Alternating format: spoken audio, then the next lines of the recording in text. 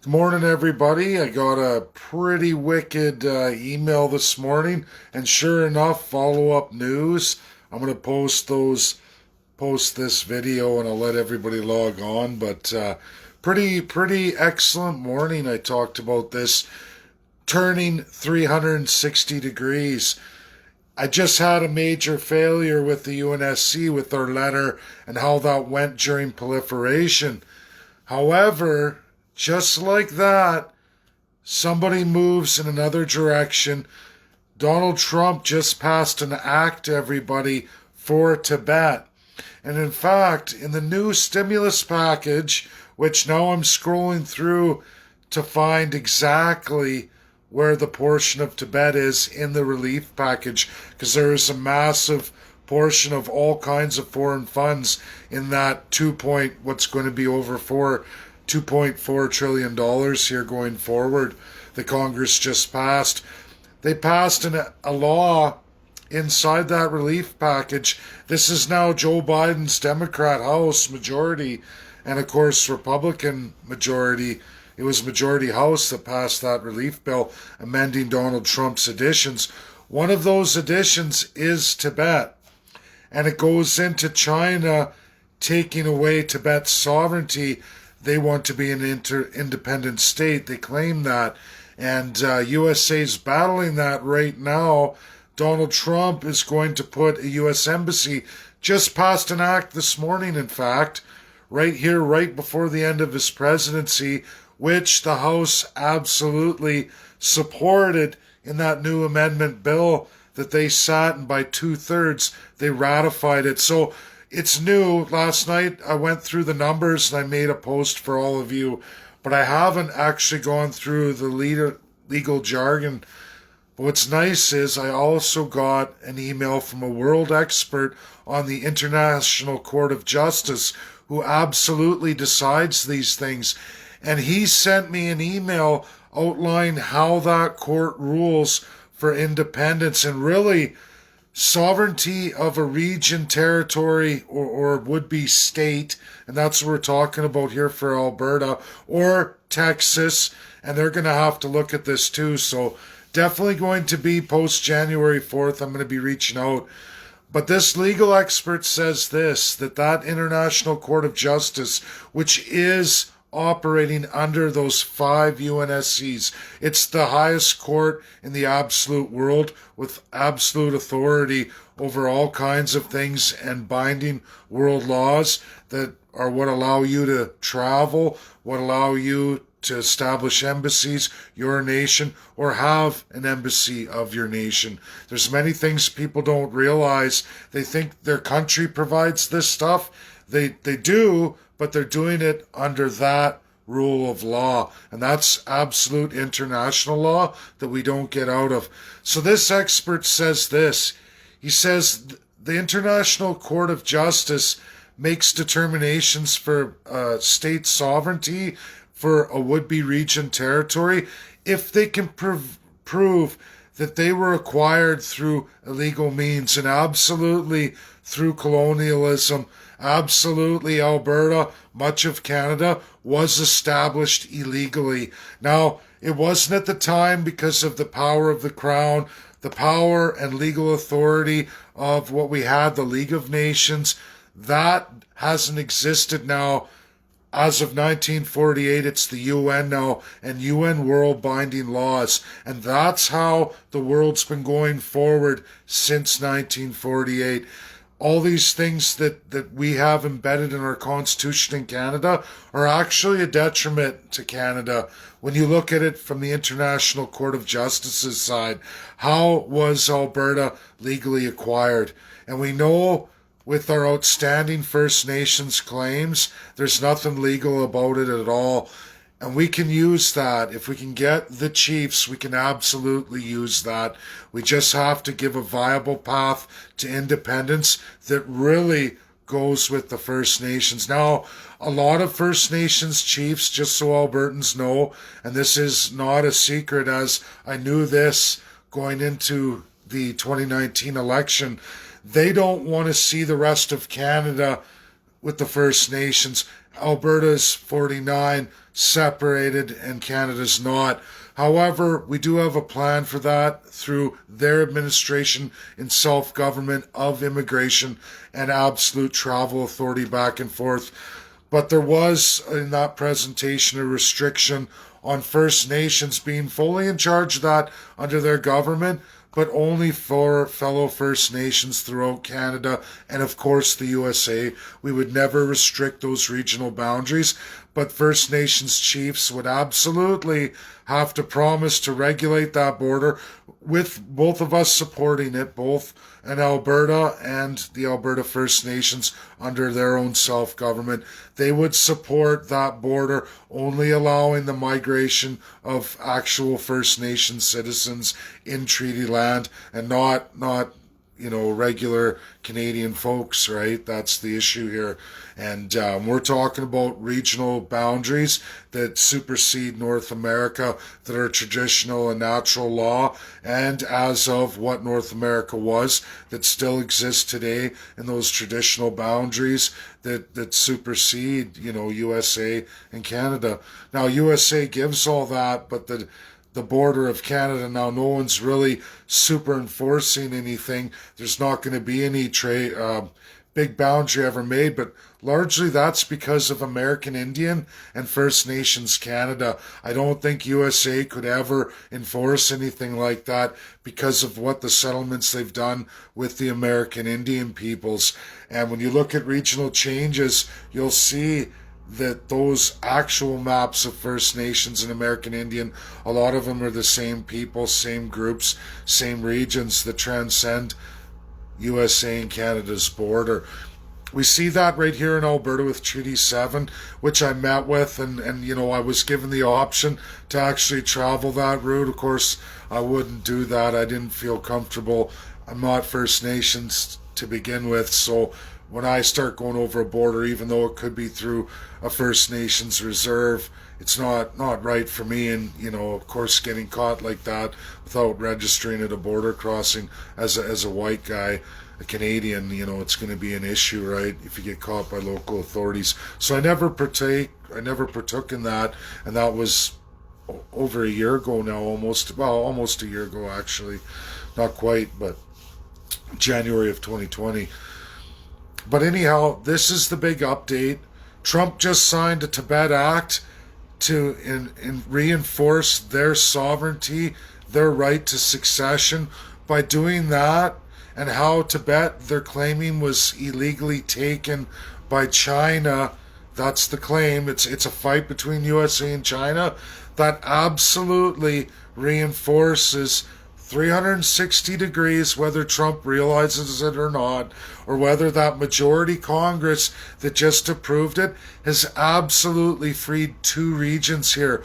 One being Alberta to the International Court of Justice, the second being Texas, everybody.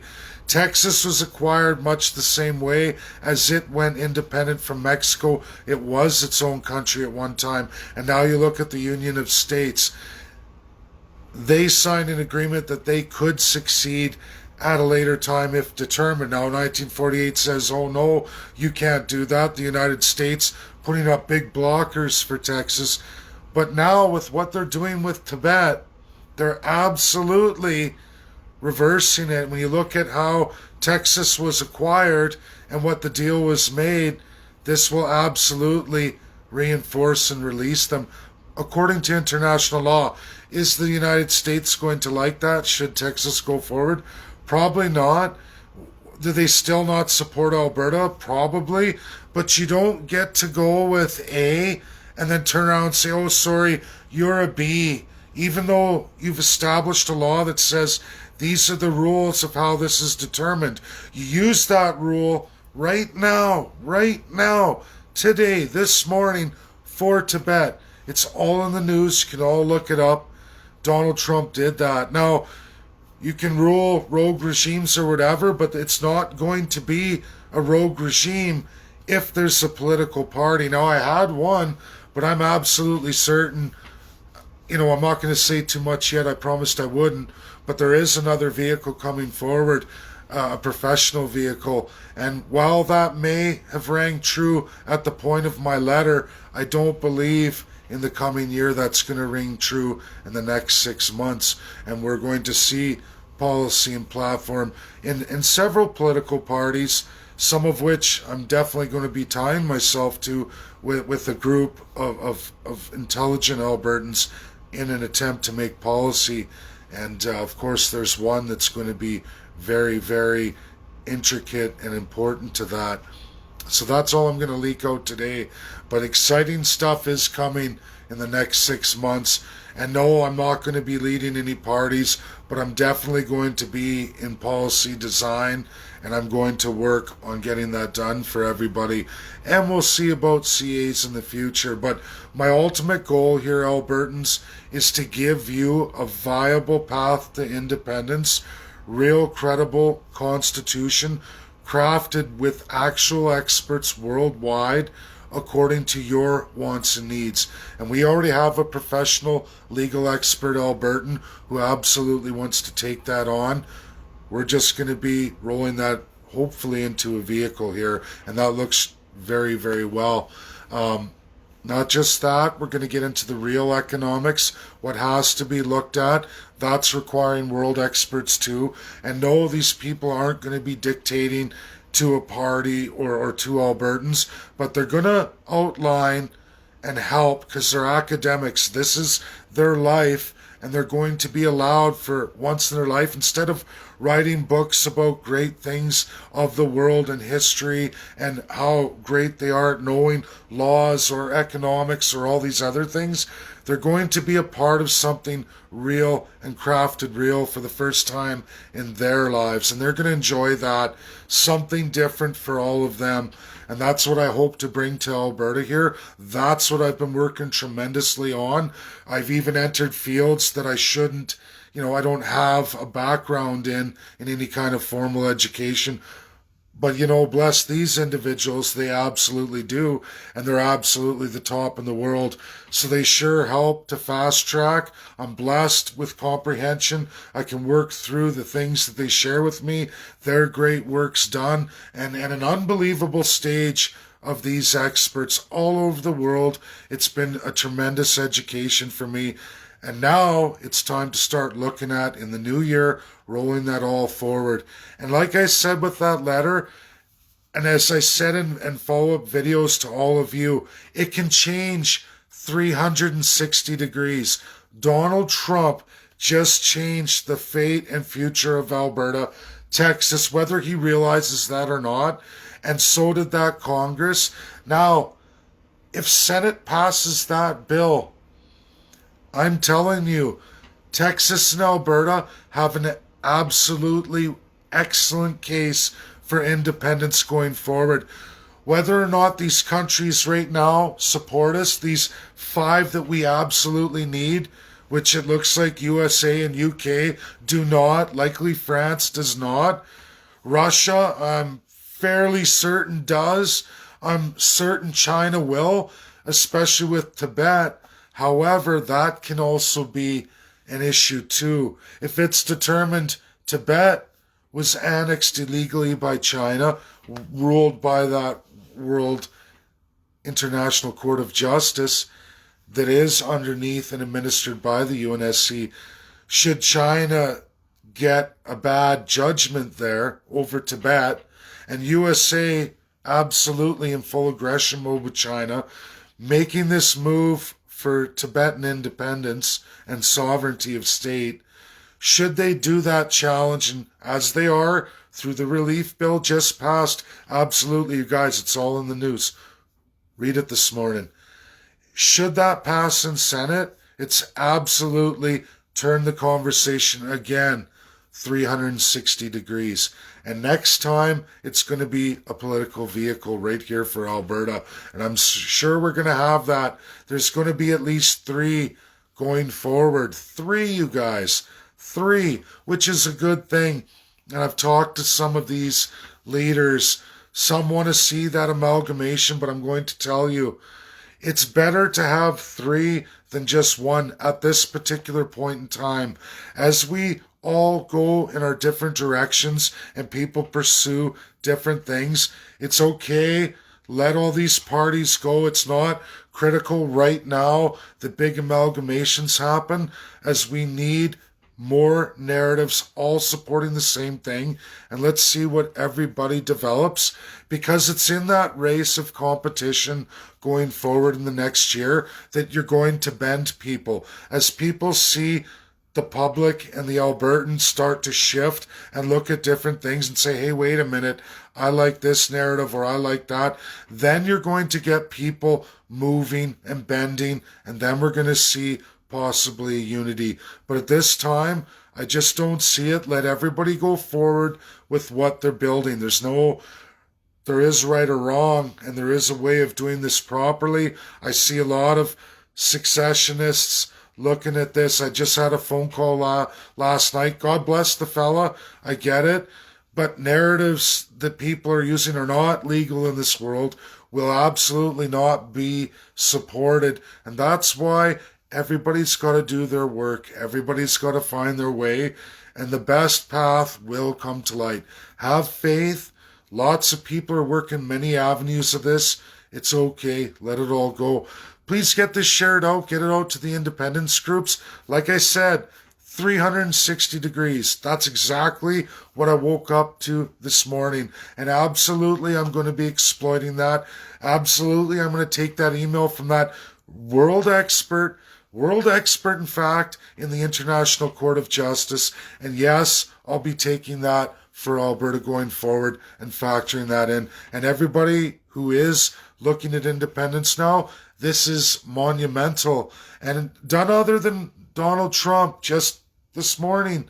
And with his bill that Congress passed, it's absolutely now in the hands of Senate.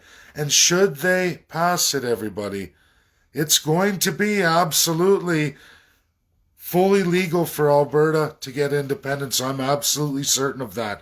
How we were acquired in the time and how it applies since 1948, those are definite issues, especially with our unsettled First Nation claims and how that relates to colonialism, which is abolished. And again, it's going to come front and center. So this is the great news. Get it shared out. It's real. Whether Donald Trump did a oops, there it is, he did. And his quest for Tibet, whether that was done months before and was put in this bill before the rage of Texas, it doesn't matter because it's already gone forward. With this limited time frame, Donald Trump didn't get it annexed out. And in fact, he goes on to support Tibet, wants to see a U.S. embassy established there. Just passed an act, an executive order for an act to have that put forward. You can read that this morning. And if he doesn't see that this has a direct impact on Alberta and Texas, don't know what to tell you, because legal experts say it absolutely 100% does. So that's the great news. Get this video shared out. Get it out to all the independence groups. It's monumental. And everybody start looking at this. I recommend everybody drop the unilateral Declaration of Independence. That is not going to help any kind of nation going forward. I've talked about this on limited time. I've tried to talk to many secessionists. Those who proceed with that will only end up, as we just watched Catalonia out of Spain and what happened to all of those individuals who did a unilateral Declaration of Independence.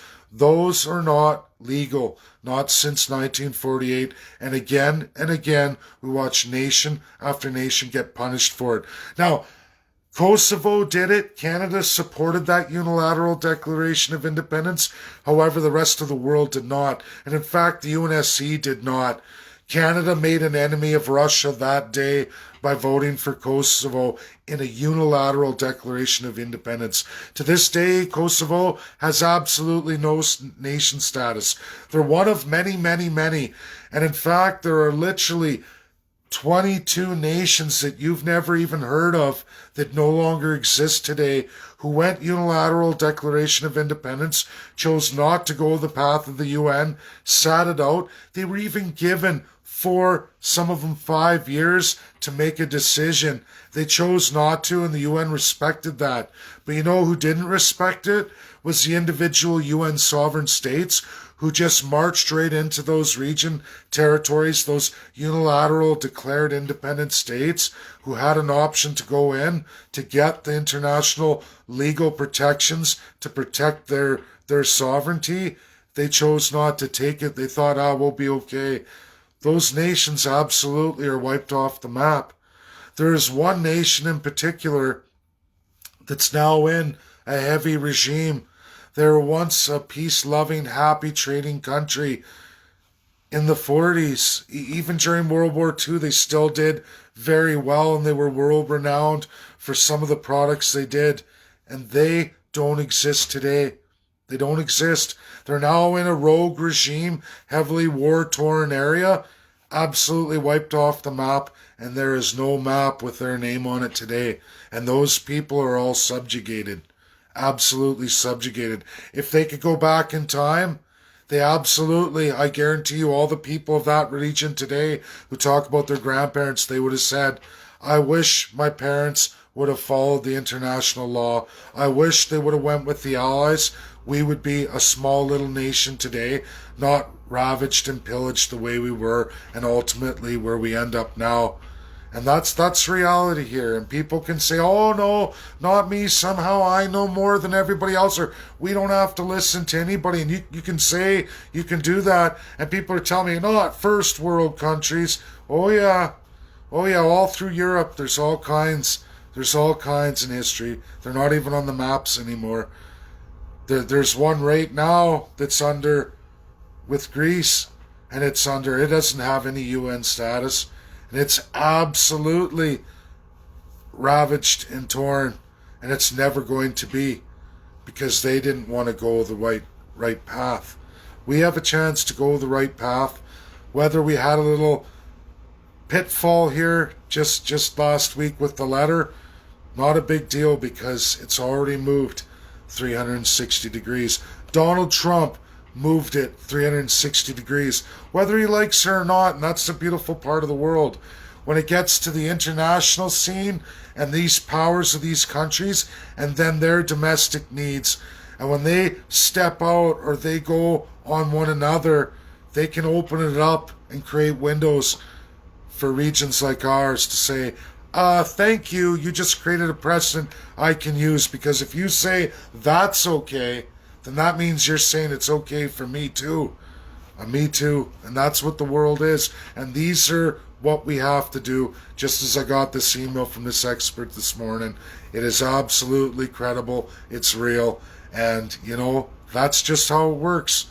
One man's stumble is another man's gain. And you know what? That's what's happened here.